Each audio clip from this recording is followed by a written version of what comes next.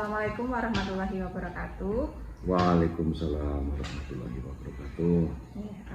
Sebelumnya terima kasih kepada Bapak Junaidi selaku Kepala Sekolah SD Negeri 1 Manduraga yang telah berkenan meluangkan waktunya untuk saya selaku calon guru penggerak Angkatan 6 Kabupaten Purbalingga yang akan melakukan wawancara terkait dengan pengambilan keputusan sebagai seorang pimpinan.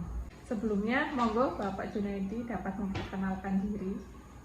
Perkenankanlah, saya Junaidi, Kepala SD Negeri 1 Manduraga, Korwilcam Dikbud Kecamatan Kalimantan. Bapak menjadi kepala sekolah sudah berapa lama, Pak? Alhamdulillah, saya menjadi kepala sekolah sampai hari ini 11 tahun. Selama 11 tahun ini pasti kan sudah menghadapi atau menangani beberapa kasus-kasus yang sering ditemui Pak di sekolah seperti itu. Nah, selama ini bagaimana Bapak dalam mengidentifikasi kasus-kasus yang merupakan dilema etika atau bujukan moral? Terima kasih, Bu. Ini menurut pengalaman saya sebagai kepala sekolah, ini berbagai macam kasus yang pernah saya hadapi. Untuk mengidentifikasi, ya ini menurut saya ini ya, jika kasus tersebut ada dua hal yang sama-sama benar, ini Bu, ya, maka dikatakan dilema etika. Tetapi jika salah satu sisi benar dan yang lain salah, maka dikatakan sebagai bujuk moral, seperti itu, bujukan moral. Jadi dilihat dari kedua kasus itu, apakah sama-sama benar atau salah satunya salah seperti itu, ya Pak? Betul itu. Nah, terus jika Bapak menghadapi sebuah kasus yang keduanya ternyata ini sama-sama benar. Nah, untuk mengambil keputusan di sekolah Bapak, ya, untuk yang kedua kepentingan sama-sama benar ini, ya, sama-sama mengandung nilai kebajikan, bagaimana cara Bapak untuk mengambil keputusan? Nah, ini hal-hal yang sangat berat sekali kalau ada kasus yang seperti itu, Bu. Sebelum mengambil keputusan, tentunya saya mengidentifikasi masalah yang terjadi lebih dahulu. Kemudian siapa saja pihak yang terlibat, lalu mengumpulkan fakta yang ada dan seterusnya, sehingga mampu mengambil keputusan yang tepat bagi pihak-pihak yang bermasalah. Dalam pengambilan keputusan ini tentu saja mengutamakan prinsip kekeluargaan dan musyawarah mufakat. Itu menurut pengalaman saya sebagai sekolah. Berarti di dalamnya ada prinsip kekeluargaan juga, Pak, dan musyawarah. Kemudian langkah-langkahnya atau prosedurnya seperti apa sebelum Pak Juned akhirnya bisa memilih atau mengambil keputusan di antara yang kedua benar? Nah, itu langkah-langkah yang saya lakukan, kurang lebihnya seperti ini. Yang pertama saya ambil adalah dengan memanggil kedua belah pihak yang bermasalah untuk diminta keterangan supaya saya mengetahui di mana letak permasalahan atau inti permasalahan tersebut, ya, yang terjadi dan apa pemicunya, serta menemukan bagaimana solusi yang terbaik yang akan diambil atau diputuskan dengan tidak merugikan kedua belah pihak. Jadi betul-betul dilihat nih Pak kasusnya, betul, ya, di antara keduanya ini, ya, sebenarnya inti permasalahannya di mana? Bisa ketemu, betul, prinsipnya seperti itu. Nah, terus selanjutnya hal apa saja yang selama ini sudah Bapak anggap efektif dalam mengambil keputusan dari kasus-kasus dilema etika itu, Pak?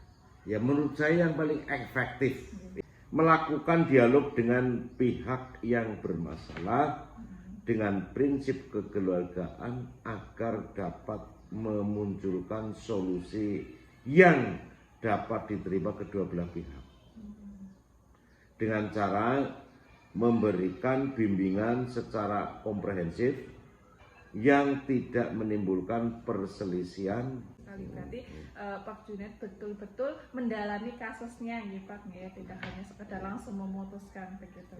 Iya.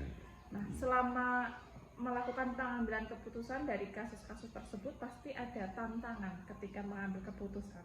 Nah, itu hal apa saja yang menjadi tantangan Bapak ketika mengambil keputusan itu? Nah, ini tantangan bagi saya dalam pengambilan keputusan adalah bagaimana cara mencari solusi yang terbaik. Ini bagi semua pihak dengan resiko seminimal mungkin.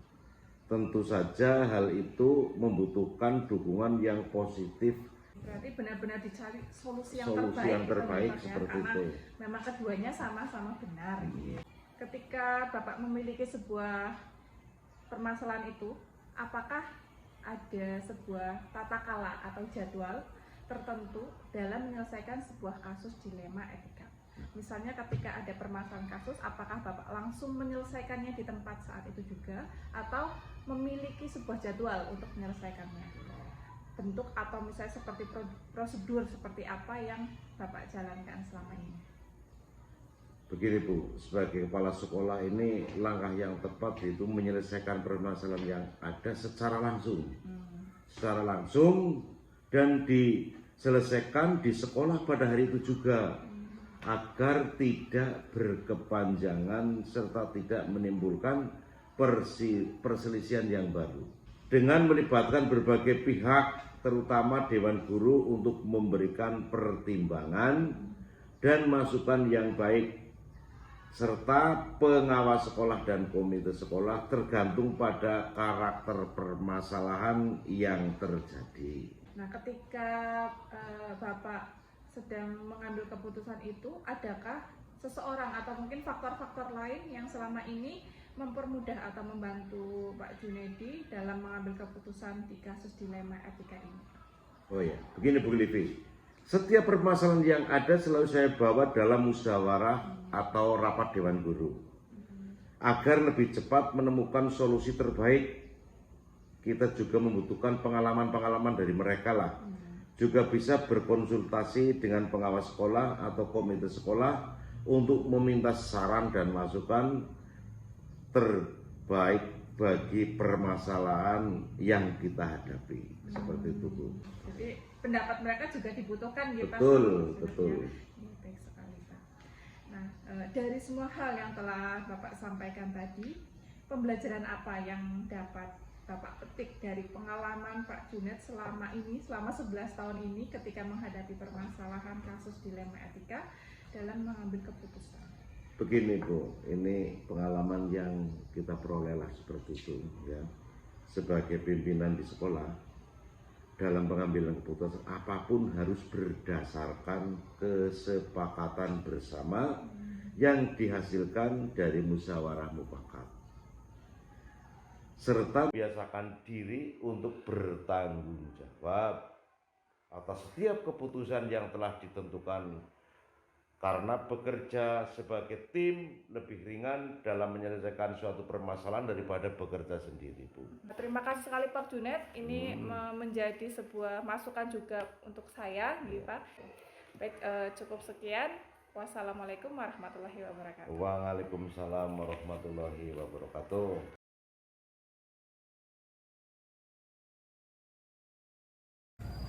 Assalamualaikum warahmatullahi wabarakatuh. Perkenalkan, saya Livi Seviani selaku calon guru penggerak angkatan 6 Kabupaten Purbalingga.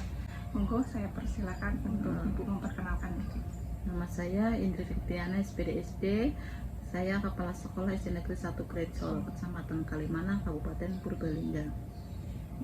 Sebelumnya saya ucapkan terima kasih kepada Bu Indri karena sudah berkenan meluangkan waktunya untuk melakukan kegiatan wawancara ini, Ibu. Ya. Untuk materi kali ini yaitu mengenai pengambilan keputusan dengan memperhatikan nilai kebajikan sebagai seorang pimpinan. Begitu, Ibu. Ya. Nah, sebelumnya Bu Indri sudah menjadi kepala sekolah berapa lama, Ibu? Kira-kira saya angkatan bulan tahun 2021, jadi kurang lebih 1 tahun lebih. Sekitar 1 tahun ya. Di SD 1 Krecol. Selama Bu Indri menjadi kepala sekolah selama 1 tahun itu pasti menjumpai beberapa kasus-kasus atau permasalahan ya Bu yang dihadapi setiap hari lah di sekolah, mungkin dari sisi pembelajaran atau kegiatan lainnya gitu. Nah, selama ini bagaimana Ibu selaku kepala sekolah dapat mengidentifikasi kasus-kasus yang dihadapi itu? Apakah merupakan kasus dilema etika atau merupakan kasus bujukan moral? Mengidentifikasi dilema etika dan Bujukan moral. Kalau kasus dilema etika itu kan benar lawan benar, kalau moral itu benar dan salah. Sekali jadi berarti benar-benar dilihat ya, yang benar yang mana, yang salahnya yang di mana. Terus setelah melihat apakah kasus itu benar dan benar atau benar dan salah seperti yang tadi ya Bu. Nah, dalam pengambilan keputusan di sekolah, terutama untuk kasus di mana ternyata keduanya itu sama-sama benar, sama-sama mengandung nilai kebajikan. Ketika harus memilih nih salah satu dari kedua itu. Nah, apa yang Ibu lihat dari sisi tersebut dalam mengambil keputusannya itu bagaimana? Padahal ada yang kasus ya, saya contoh seperti itu, guru anaknya sakit, dia izin, dia gitu, itu kan benar untuk anak ya, tapi juga meninggalkan sekolah dengan izin ya, itu merupakan benar dan benar itu etika. Menurut saya seperti itu, gitu. Contohnya kita harus melihat juga, merefleksi juga bahwa keputusan tersebut tidak harus memvonis itu adalah salah gitu dia. Ya, dari itu kemudian setelah melihat faktanya Bu, kemudian ada langkah-langkah selanjutnya ya Bu, seperti apa langkah yang Bu Indri ambil setelah tahu fakta? Seperti tadi yang pertama kita kan mengumpulkan fakta ya, mengumpulkan fakta-fakta, terus orang-orang yang terlibat tersebut, terus memutuskan dan merefleksi juga. Jadi kita membutuhkan dengan pihak sekolah gitu loh, tidak hanya langsung memutuskan sendiri kayak gitu. Apalagi kalau masalah itu urgen, maksudnya masalah yang besar itu harus benar-benar putuskan, itu tidak harus memutuskan langsung, tapi harus dimusyawarahkan, walaupun dengan warga sekolah atau komite sekolah. Jadi walaupun posisi Ibu selaku pimpinan tapi tidak langsung mengambil keputusan begitu saja gitu, tetap ada diskusi, tetap ada musyawarah, diskusi. Ya. Kemudian hal apa saja yang selama ini Ibu anggap efektif dalam pengambilan keputusan itu pada kasus dilema etika? Yang efektif ya mengumpulkan fakta-fakta. Iya, itu efektif. Mengumpulkan fakta-fakta dari berbagai sumber. Nah, dalam mengambil keputusan sebuah kasus apalagi yang sama-sama benar, pasti biasanya ada tantangannya nih Bu. Iya, jelas ada. Nah, selama ini tantangan apa yang dihadapi oleh Ibu Indri? Tantangan saya yang sama ya, karena sama-sama penting. Maksudnya kayak tadi kan guru harus berangkat untuk mengajar anak, yang satu lagi anaknya kan sakit, bisa izin ya. Itu kan merupakan masalah yang sama-sama penting gitu. Tapi kan kita tidak harus langsung memvonis, kita harus musyawarahkan dulu. Dan kita harus melihat peraturan yang ada tersebut juga bagaimana gitu ya. Terus ya peraturan, dan kita kan sebagai pimpinan juga mempunyai rasa maksudnya kemanusiaan yang masa langsung divonis tidak boleh izin gitu kan. Kita kan juga ada rasa ya kekeluargaan, rasa kemanusiaan, masa guru izin anaknya sakit, oknam misalnya nggak boleh kan. Nah, ketika ada permasalahan seperti itu Bu, apakah Bu Indri langsung menyelesaikannya saat itu juga atau misalnya membuat jadwal untuk menyelesaikannya? Kalau saya itu, kalau jadwal untuk dilema etika itu tidak ada jadwalnya, maksudnya yang terprogram itu. Tapi kalau misalnya keputusan yang harus saya ambil itu merupakan urgen atau ringan, itu ya bisa langsung ambil keputusan. Tapi kalau misalnya masalah itu masalah berat ya Bu, masalah berat ya yang memang harus kita musyawarahkan dengan guru-guru ya, warga sekolah, ataupun masalah dengan komite, itu perlu memerlukan waktu yang untuk mengambil keputusan tersebut harus dimusyawarahkan. Tergantung dari kasusnya ya Bu. Iya. Adakah seseorang atau misalnya faktor-faktor lain yang selama ini mempermudah ibu dalam atau membantu ibu dalam mengambil keputusan itu? Ada, karena kita sebagai di warga sekolah itu tim. Oh iya. Iya, jadi kita sama-sama guru, terus saling bermusyawarah, komunikasi untuk memusyawarahkan masalah-masalah yang ada dalam sekolah kita. Ya, kita harus musyawarah dengan warga, dengan komunitas sekolah begitu. Ibu Indri luar biasa. Ya, satu tim sekolah itu Iya, benar-benar harus bekerja kompak, bersama, gitu, bersama. kompak betul sekali. Nah, tadi dari sekian banyak hal yang Bu Indri sampaikan ya, pembelajaran apa yang dapat Ibu petik dari pengalaman Ibu selama 1 tahun ini dalam mengambil keputusan mengenai kasus seperti itu? Pengalamannya ya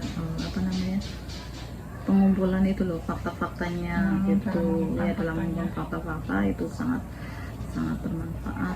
Mengambil keputusan juga kadang kan mengambil keputusan itu tidak dua pihak itu lega, maksudnya menerima, tapi kan kita namanya keputusan ya harus menghormati, saling menghormati begitu. Jadi walaupun keputusannya sudah diambil, terkadang mungkin ada pihak yang kurang sesuai setia, gitu. ya. Tapi memang itu adalah yang terbaik ya yang bisa Iya. diambil saat itu ya Bu. Terima kasih untuk pengalamannya selama 1 tahun ini. Mungkin cukup sekian dulu mengenai kegiatan wawancara pada hari ini. Terima kasih. Wassalamualaikum warahmatullahi wabarakatuh.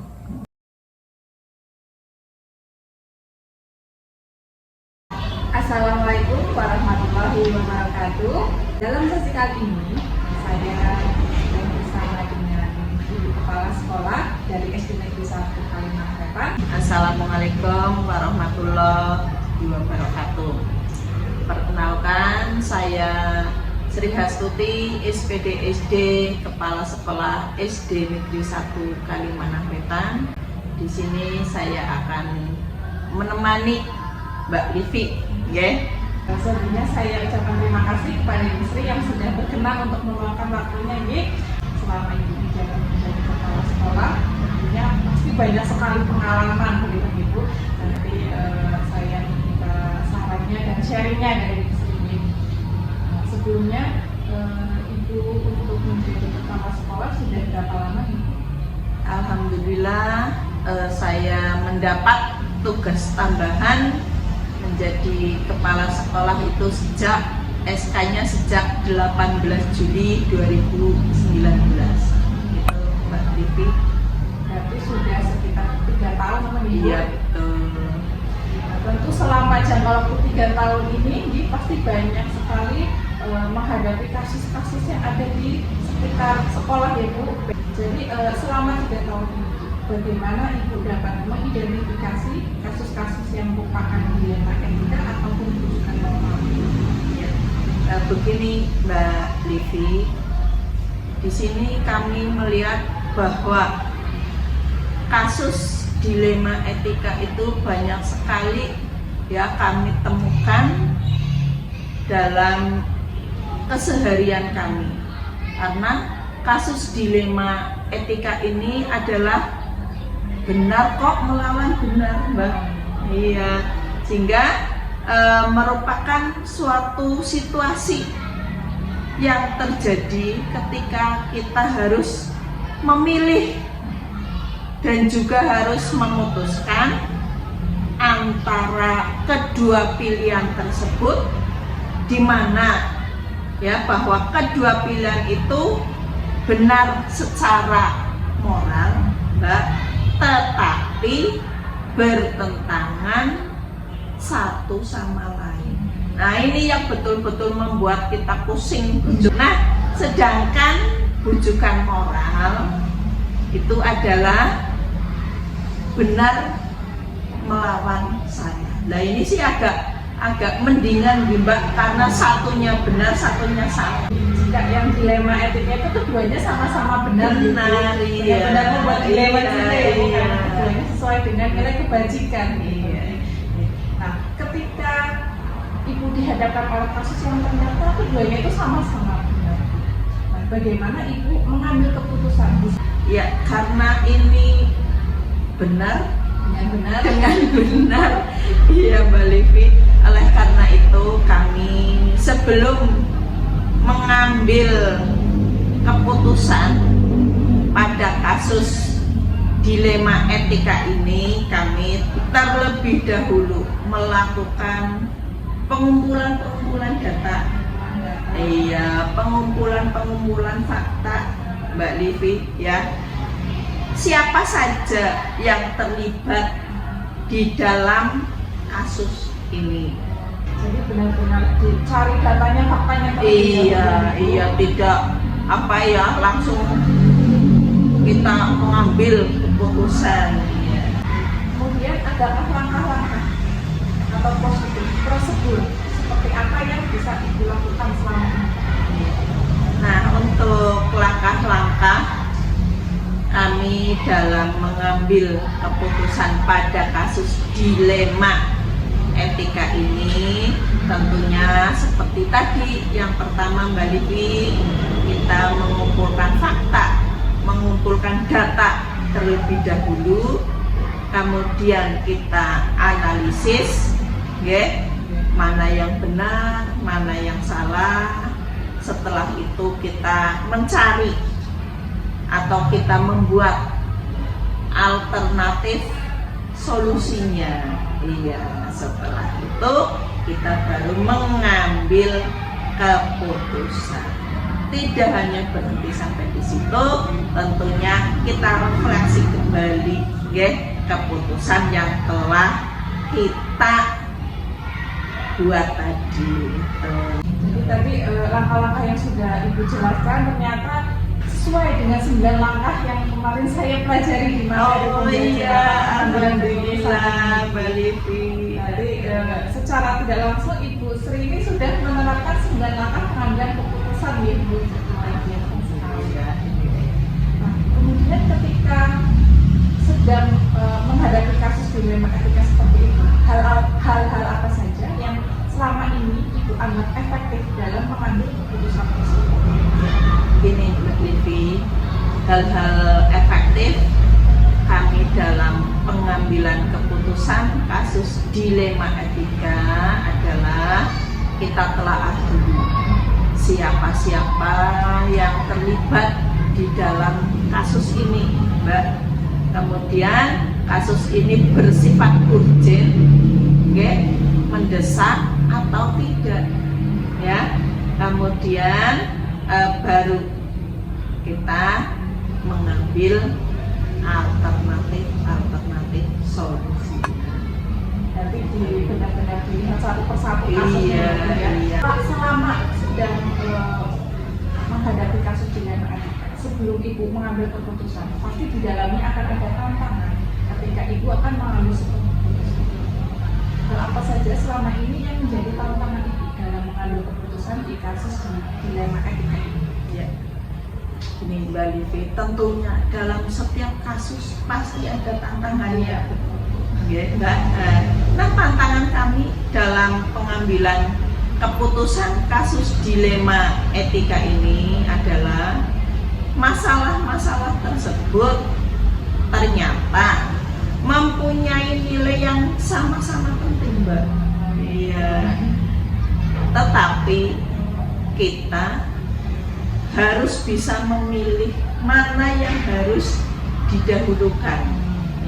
Oleh karena itu, pada kasus dilema etika ini, rasa ini Mbak, rasa yang harus kita pentingkan. Juga Iya. rasa kepedulian atau kemanusiaan kita. Iya.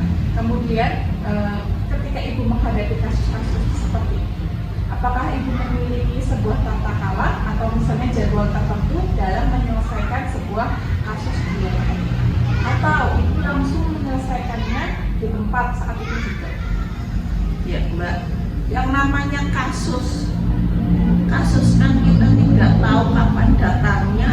Nah, kami dalam pengambilan keputusan dilema etika ini, kami tidak punya jadwal yang khusus, Mbak. Iya, karena kita tidak bisa memprediksi apakah kasusnya akan datang apa tidak. Iya itu. Nah, jikalau ada kasus, misalnya kasusnya itu kasus yang tergolong ringan, biasanya kami akan langsung tangani. Iya Mbak.